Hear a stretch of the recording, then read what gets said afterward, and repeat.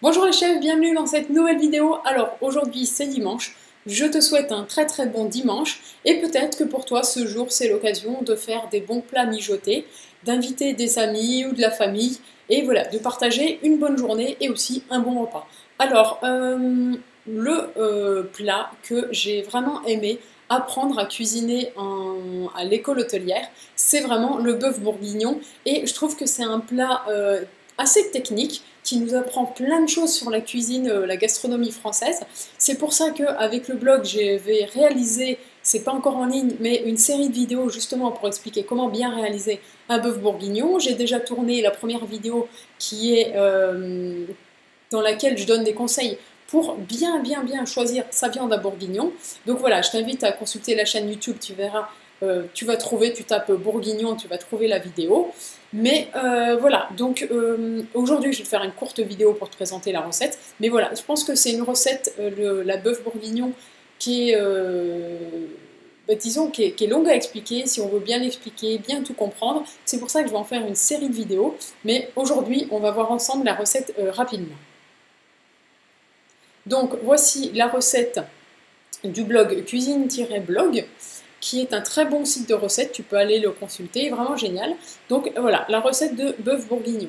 Alors, tout simplement, les ingrédients, donc ici 6 à 800 g de viande de bœuf à bourguignon. Donc soit en supermarché, il y aura marqué sur la petite barquette viande à bourguignon, sinon tu demandes à ton boucher de la viande à bourguignon.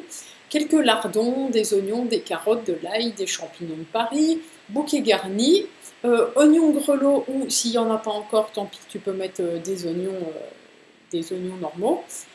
Et bien sûr du vin rouge. Alors bien sûr, c'est pas la peine de prendre du très bon vin rouge, mais par contre si tu mets du très mauvais vin rouge, eh bien ça sera pas bon non plus. De l'huile, du vinaigre, du beurre, de la farine. Alors la recette, ici il y a toute une partie qui t'explique comment faire la marinade. Alors c'est vrai que c'est bien de faire la marinade, mais t'es pas obligé de la faire non plus. C'est comme tu veux, voilà, t'es pas obligé de préparer ta recette 12 heures à l'avance si tu es un peu pressé. Tu peux aussi la faire directement. Ce qui est important ici, c'est bien sûr de faire revenir la viande et aussi la liaison de la sauce. Et la liaison de la sauce, elle se fait par, ici on voit saupoudrer, non c'est où ah oui là, non, ouais, enfin j'arrive pas à trouver, donc ah oui là, 2 cuillères à soupe de farine. Donc c'est super important, c'est la farine qui va faire que ta sauce a une bonne texture. Ce qui est encore plus important, c'est de mettre la farine dans un liquide froid. Puisque si en fin de cuisson, tu trouves que ta sauce est trop liquide, si tu rajoutes directement de la farine dans ta sauce chaude, ça va faire des grumeaux, voilà, ça sera pas bon, voilà, c'est pas agréable en bouche.